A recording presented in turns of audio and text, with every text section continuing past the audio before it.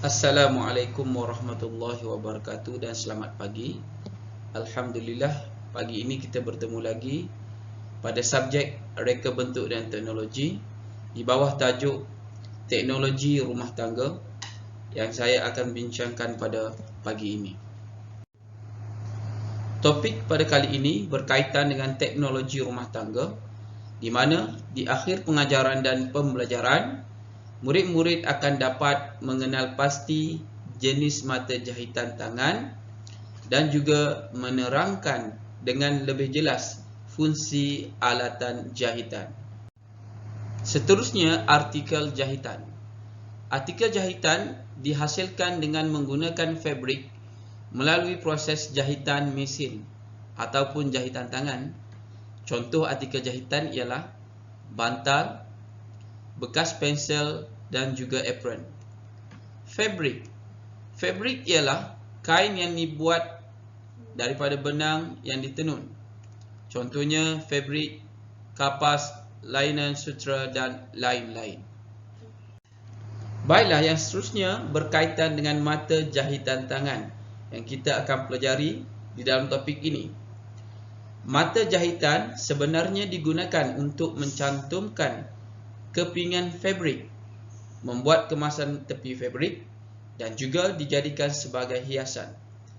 Terdapat 6 jenis mata jahitan tangan, iaitu jahitan kia, jahitan jelujur halus, jahitan jelujur kasar, jahitan insan pari, jahitan sembat dan juga jahitan silang pangkah.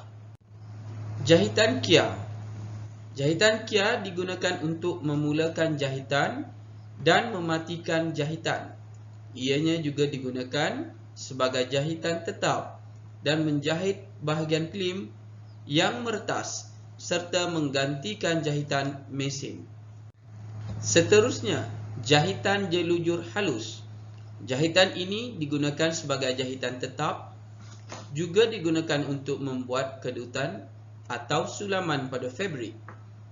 Jahitan ini juga digunakan untuk membaiki klepet yang meretas.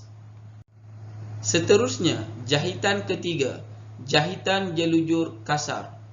Jahitan jelujur kasar digunakan sebagai jahitan sementara untuk menetapkan kedudukan 2 atau lebih fabrik semasa menjahit.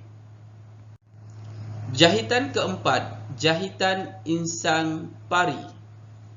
Jahitan insang pari digunakan sebagai jahitan tetap untuk mengemaskan bahagian tepi fabrik dan sebagai jahitan hiasan untuk menjahit tepi motif.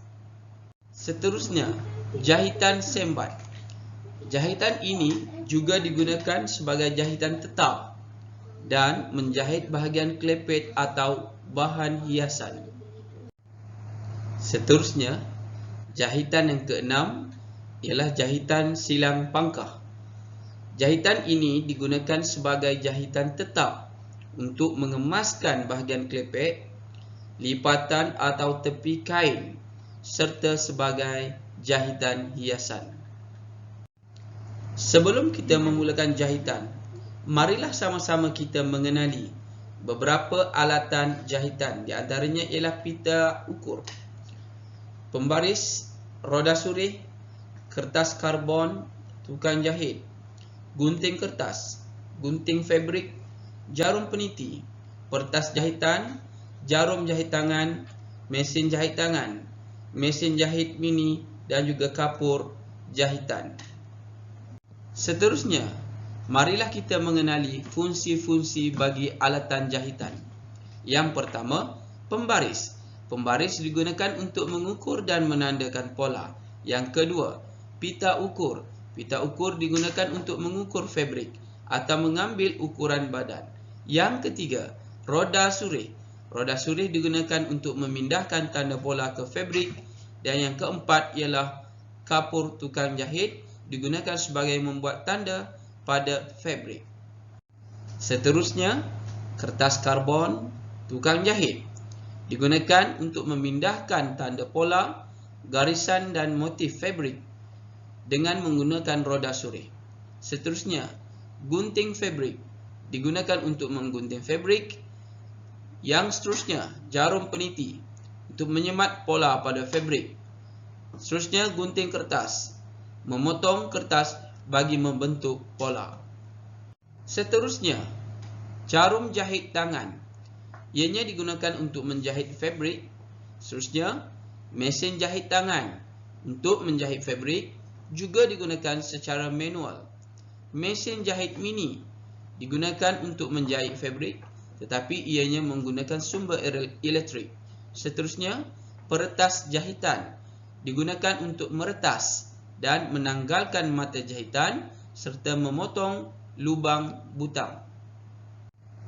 Sebagai tugasan pada hari ini, murid-murid diminta menulis nota berkaitan dengan 6 jenis mata jahitan di dalam buku tulis.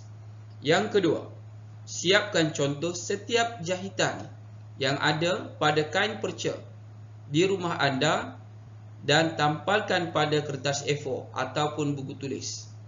Namakan sebagai projek jahitan yang disediakan. Itu sahaja pengajaran daripada cikgu pada hari ini. Assalamualaikum, sehingga berjumpa lagi.